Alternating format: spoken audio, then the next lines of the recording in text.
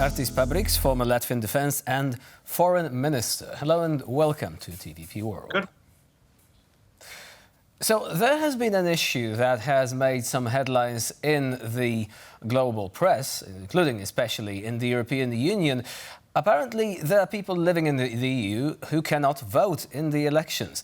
And now this is something that may actually be misunderstood by our Western viewers if they are not aware of the context. So can you explain what the issue of non-citizens living in Estonia and Latvia is really about?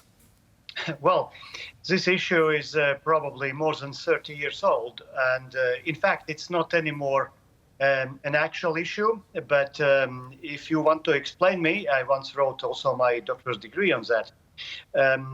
So-called non-citizens concept was invented by Van der Stoel, which was sometimes a commissioner for human rights. And this applied temporarily to the people, Soviet migrants who immigrated in the Baltic countries after Baltic states were occupied. And so non-citizens were people who, for the time present, did not take either, for instance, Latvian or Estonian citizenship, and they did not take also a Russian citizenship. If we are looking at this moment to the numbers of such people, they are decreasing, and they have been decreasing for the last decades simply because of the natural causes or also choices either to integrate in one or another society or migration. So basically, at this moment, what we call Soviet immigrants in these countries, they are not more than 10%. And it's comparable numbers with people who are not citizens of nation states in many Western countries, including Germany, for instance. Let me just clarify one thing, because these people are free to proceed with the effort to integrate into societies in the Baltic states, and they are not prevented from doing that. It is their choice fundamentally, right? So why are many of them still refusing to do it? Well, it's kind of a self-prevention, I would say. Some of them are living simply in a kind of bubble of former Soviet or Russian disinformation. But for some, actually, it's not worth an effort as well, because non-citizens are basically granted the same rights as citizens in these countries, like in Latvia or Estonia. Namely, they have all the social rights. The only thing what they cannot do is they cannot become, they cannot go to the army, and they cannot vote. So these are the major differences. There might be some also more obstacles, for instance, in some cases to become an official of the state, but otherwise there is not a huge difference. So some of ordinary people simply don't feel the need to apply for one or another citizenship. Very important point there. Now, I would love to touch upon the situation in the Bucharest 9.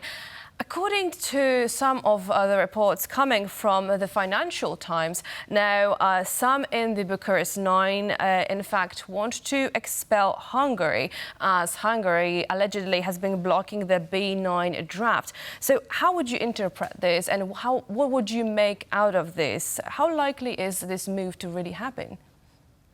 Well, I think it goes along with the question about Hungary's position in the European Union as well, because we can see that Hungary is blocking quite a bit of different type of political initiatives. Either it is B9 or it is in European Union, for instance, regarding the assistance to Ukraine, regarding the general views about security and defense policy. We can see Hungarian foreign minister going to Belarus. We can see Hungarian foreign minister and officials going to conferences in Russia, trying to say that they are making a dialogue and working for peace. But in fact, practically, it is seen by many, especially in our region, as a betrayal of our security needs and of our values. So from that perspective, I think that situation becomes even more difficult because Hungary is in this summer taking over presidency in European Union. And to have a presidency country which is putting straight obstacles to the interests of many other nation states and Union as a whole actually raises eyebrows and questions to many people. Well, it certainly does. Why do you think these narratives are still so prevalent and are actually also catching on in Western countries? Like, one of the main narratives presented by Hungary, but also by countries such as Russia, is that, we're all about sovereignty, we're all about traditional values, and people don't really see beyond that. They're not trying to think, okay, so how is not helping Ukraine about traditional values? How is supporting, indirectly at least, genocide about traditional values? They're just taking it at face value, saying, okay, so these guys, are all about tradition. Do you think the European Union has the right toolkit to counter these narratives, to encourage people perhaps to try to look beyond what's being said, beyond what's on the surface, and really realizing, what these populist parties are actually about?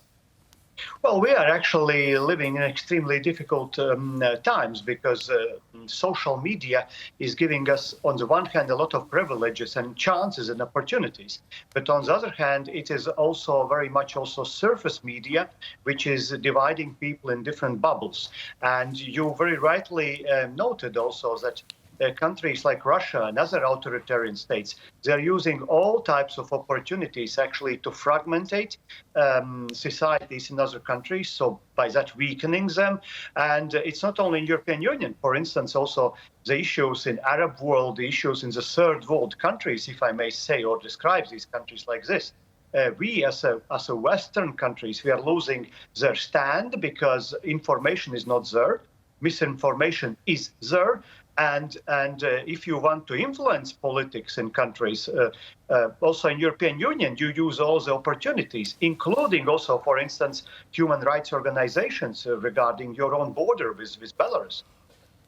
And certainly here we see that hybrid warfare takes many shapes and forms. Thank you so much, sir, for joining us.